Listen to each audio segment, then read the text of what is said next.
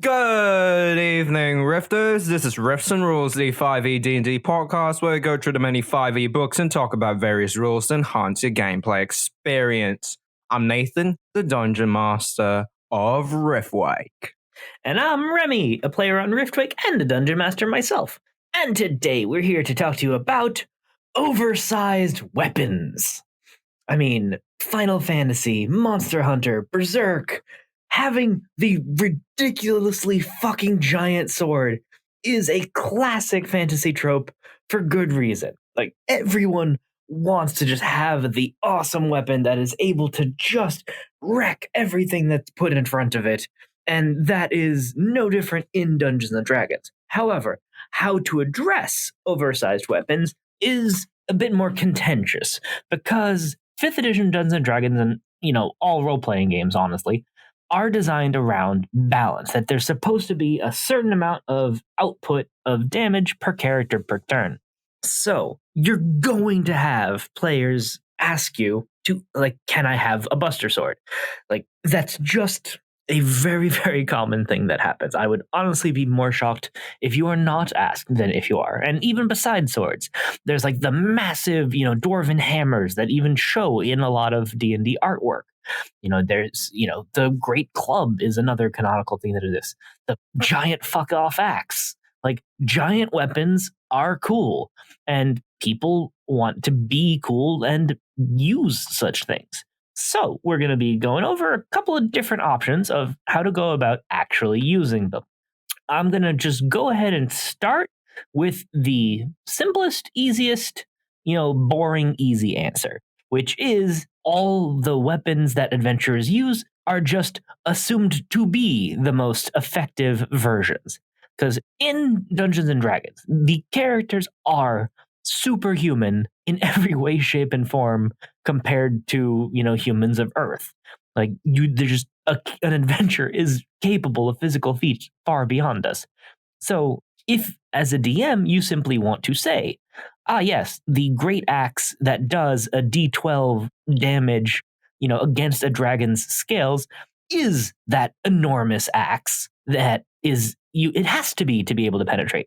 Or the great sword is that, Buster Sword, Dragon Slayer Sword, giant type of thing to be able to do that 2d6 plus damage that a great sword does. And so on and so forth. But I think okay, so large things are only large because other things around it aren't so large. And it's only especially interesting or different when one or a few of them are massive rather than everything is massive. Or the counterpoint to that, in Monster Hunter, most people just have the giant weapons because there's giant things that need to die. And in the D&D world, it could be argued that it is more close to that philosophy for adventurers. And that maybe there's the difference between, weapons of war between humanoids versus adventurer weapons for, fighting against a dragon or kraken or troll or other dangerous things that are out there. But like I said, that's the kind of boring answer. So technically speaking, that is the official rule. Because if you look at the artwork of the various, dwarf cleric who's got, hammer in one hand, shield in the other, there is no fucking way the hammer that is shown in that picture weighs the couple of pounds that the Warhammer is said to weigh. Because all weapons do actually have a listed weight in the player's handbook.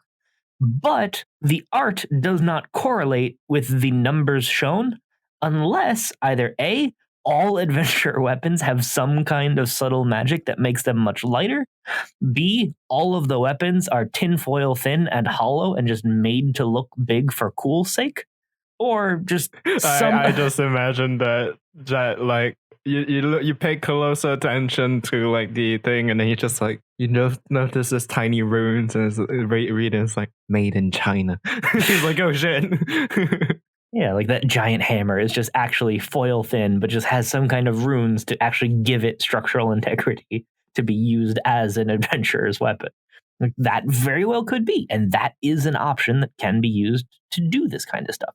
That it is that reduced weight, or maybe gravity just is a fuck ton lighter on like the worlds of Dungeons and Dragons, and that a lot of the superhuman physical feats is just due to a low gravity, kind of like, Silver Age Superman. The point being, you can go with just the weapons are what they are and you just don't worry about it. You could have it be where there is a magical explanation where it is just, reinforced somehow or lightened somehow to have the giant weapons.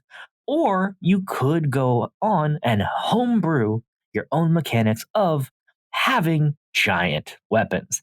And honestly, I'd just for fun's sake rather focus on this third one more than the rest. So, how to balance giant weapons in a 5th edition D&D game.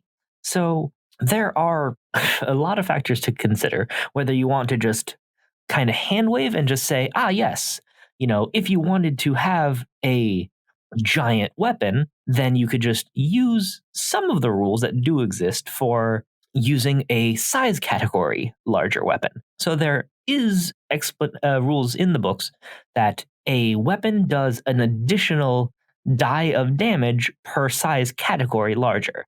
So let's say if a troll had a great axe, then instead of being it had a great axe that was scaled to it, so a large sized great axe, then that axe, instead of doing the 1d12, a medium creature's axe would be 2d12, so 1 die additional. So that does also scale up for something like the great sword, so it is double the weapon dice. So instead of doing 2d6, a large one would do 4d6. A huge one in the hands of an actual giant would then be 6d6. And I guess then a gargantuan one would be 8d6. And so that is how weapon damage officially does scale up. So that would probably be the easiest mechanic to just kind of copy paste if you want to use such large weapons. So if you have a large sized greatsword that, your fighter takes off the corpse of a troll that the party managed to kill, and then you have this greatsword that is 4d6 damage, so double the weapon dice of a normal weapon. The question that must be asked, or questions, I should say, because there are definitely a couple of big ones. Number 1, how the fuck can they swing such a thing? And number 2, how big a deal is it to have a weapon that does that amount of damage?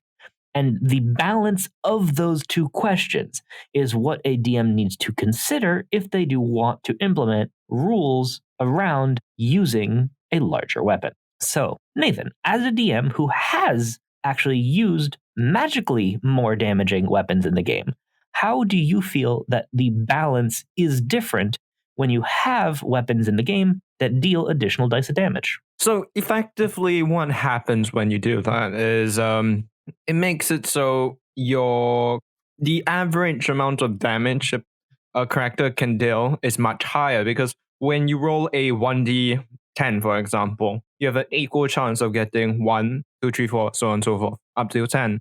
So there's a lot of basically a larger spread. But if you get 2 dice, it means that on average, with 2 dice, its way probability works is typically the 2 will add up to a certain number that is, and that number will become the most common number. So, for example, if you roll 2d6, the most common number will be around a 6 to 7 when you add them both up. And it effectively means that your weapon becomes a lot more reliable, but it still is, there's still a small chance, there's smaller chances that you get massive fucking damage or really, really small damage. Indeed. So the word reliable that you used is a very good way to put it, because on a single die, you will have that 10% chance to roll a 1 on the damage die.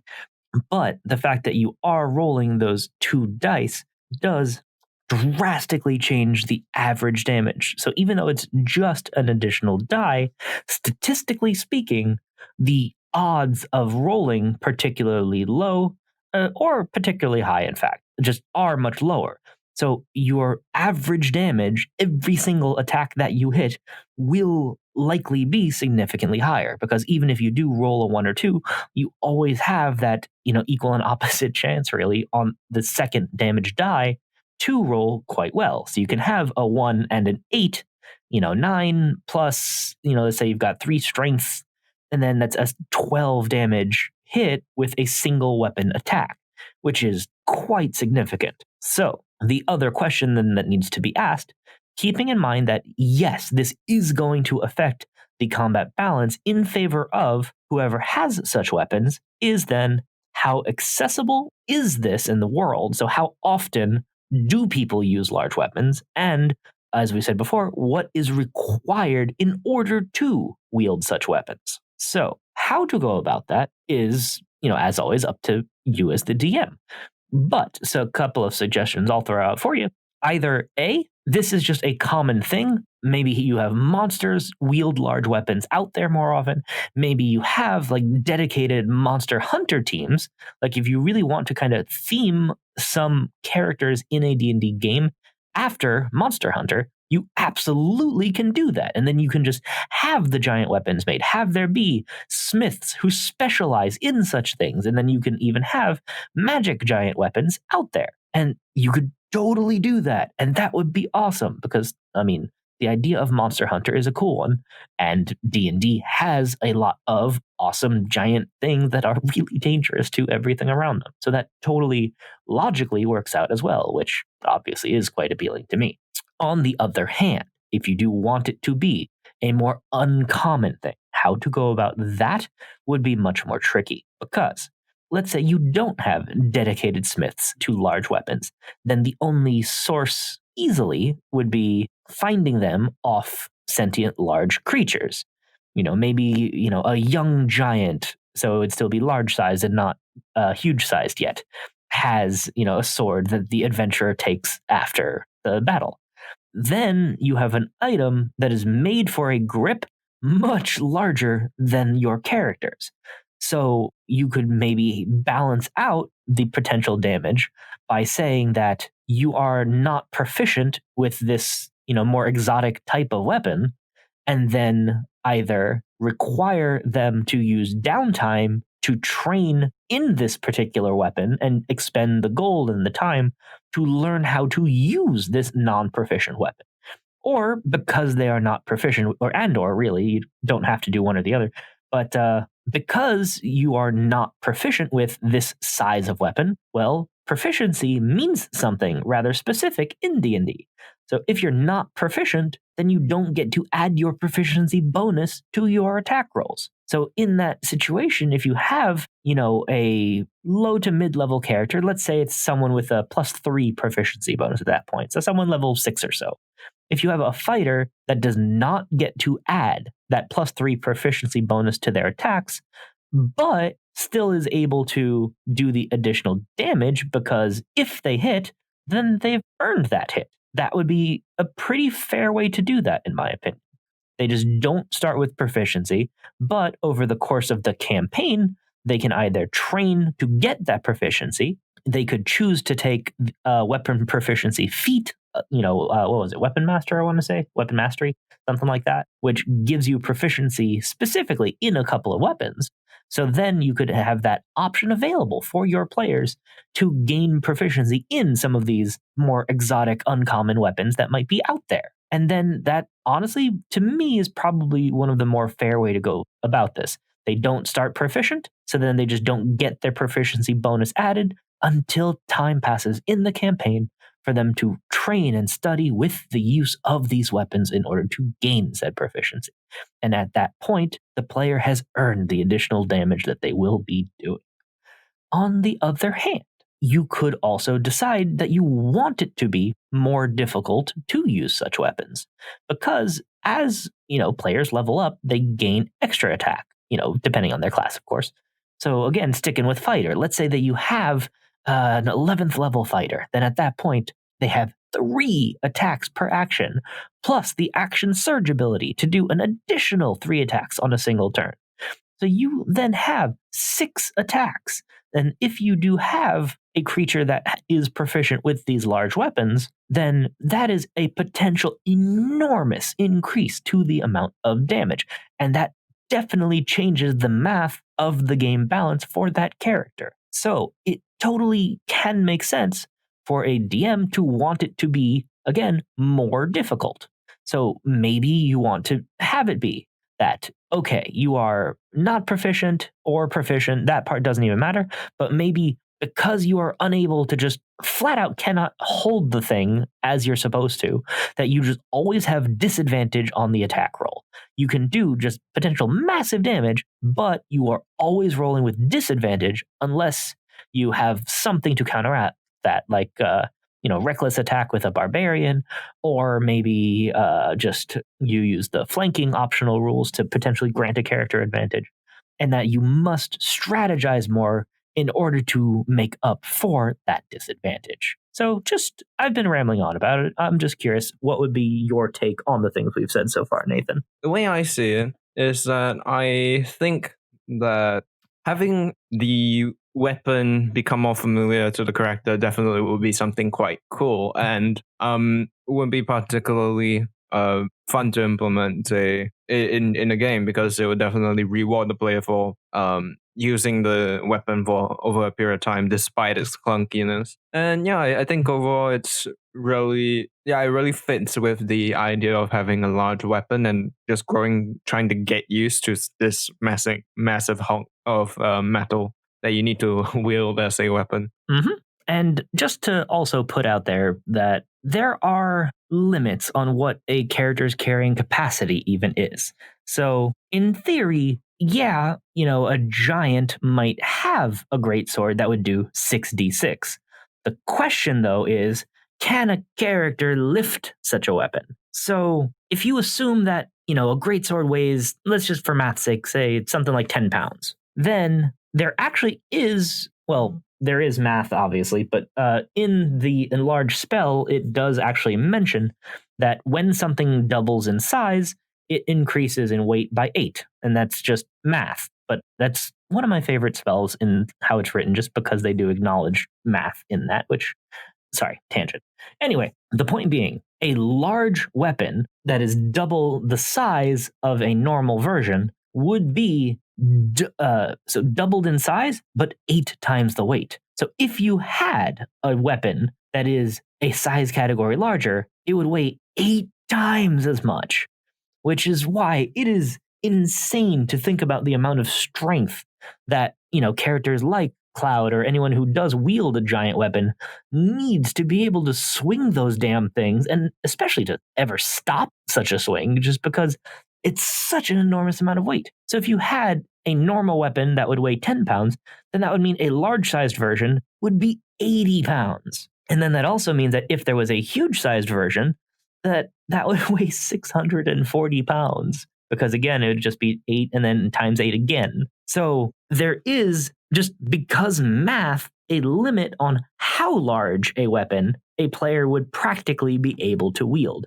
Because again, even if the party manages to kill a giant and take their sword, that doesn't mean the character could even pick up the damn thing. Because if you have a thing that weighs 640 pounds, it doesn't matter how cool it is. Character's not strong enough to just pick up the damn thing. They just can't. So there is this built-in limit then that you could only wield a weapon that is one size category larger. Unless, and now we can lean more heavily into the magic side of things. So magic is magic. It can, for all intents and purposes, do whatever the fuck we need it to. So if you want to have magic be more open in your world that can just magically make things lighter, then okay. If you had the magic to, say, make an item that weighs, 1/10 of its normal weight, well then that huge weapon, instead of weighing 640 pounds, would be 64 pounds, which still really heavy, but wieldable. And there is a lot that you could play with the math. You could choose to treat, the weapon damage, maybe it's a little bit different because it is magically light. So maybe it's not quite as overwhelmingly powerful. Or, so I mentioned the enlarged spell, actually. And that is one thing that infuriates me, because that spell purposefully nerfs the amount of benefit that its effect is supposed to give you. So it is spelled out in the books that something that is a size category larger wields that additional die. However, the enlarged spell, instead of adding that damage die, just says that your weapon attacks deal an additional d4 of damage. I fucking hate that, but that is the, official phrasing of that spell. And that is another option, that if you want to use a large weapon, that it just does, 2d6 plus 1d4 if you have a big greatsword. And that is a way that if you want to have lower numbers for your character, but thematically give them big sword, you can go that route. Although making the damage dice messy like that, 2d6, 1d4, oh, I hate that so much. But it is a route that you can take, so I would not be, adequately explaining if I didn't at least bring that subject up. So I was thinking about a way to make the large heavy weapon make sense with all this kind of thing. Because if you made it lighter, it would kind of kill the entire purpose of having a giant ass weapon. Because the main thing is that it's supposed to be a force multiplier, but the thing is that when you have it that large and heavy, the main thing that's dealing damage is not actually the guy's strength; it's the fucking weight of the thing. So one thing that could be cool is having these sorts of blades that weigh like, as you said before, like 64 pounds or whatever, and when you move it fast enough or at a certain angle or something like that, basically like a strike, it just increases its weight while maintaining its momentum. Actually, quick historical tangent about that. I don't remember what they're actually called, but something along the lines of a mercurial sword. Have you ever heard of such a thing? Nope. So I honestly don't even remember where I read about this before, but I did come across articles in the past about how there were swords that were made with a hollow channel full of mercury, and that when you're holding the sword upright, then it would be balanced with that extra weight of the mercury closer to the handle. But then when you swing it, that liquid would flow closer to the tip of the sword and then increase the actual striking power of the blade, because the weight would be going to the tip and increasing the centrifugal force of your swing. So that is a thing like that has been thought of, and creating such an effect with magic is definitely something that would be possible. But just the fact that there actually was thoughts along that direction just by like fluid dynamics, I just think is really neat. Sorry, science tangent over. Anyway, so the question, to backtrack once again for a moment though, we do want to consider the mechanics balance of it. But I do want to reiterate once again, how much do you care about the balance of it? Adventurers are generally seen to be exceptional individuals in the world. So whether that is that, more or less that your adventurers may be the only ones, or just or adventurers of a rare breed, or just if adventurers are common in your world. If you don't care about giving them more damage output, then you really don't need to overthink this. And then you could just flat out go ahead and just say, oh yeah, that is a common thing. It's totally fine that they just do more damage. Especially because if you consider a high magic D&D world, there is a magic item, the Flame Tongue Blade, which can be applied to any sword that does an additional 2d6 fire damage to all hits. So the thing is, this is a rare magic item, but on a greatsword, that does 2d6. And then with this magic weapon, deals an additional 2d6. So for all intents and purposes, besides the fact that it is doing additional fire damage and not just more slashing damage, mechanically speaking, that is absolutely identical to the rules as written, large greatsword. So that could be interpreted that, okay, so a rare magic item is considered to be the equivalent power of a large weapon. So that can give you, as the DM, an idea on how common or uncommon you want it to be. So you could then just use that knowledge to figure out, okay, how much could such things cost?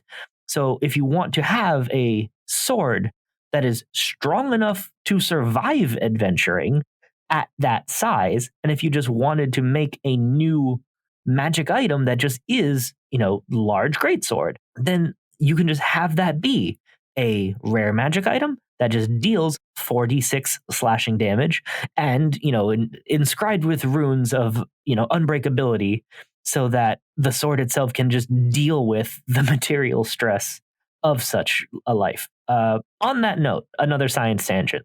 Material science is a limiting factor in the history of sword manufacturing.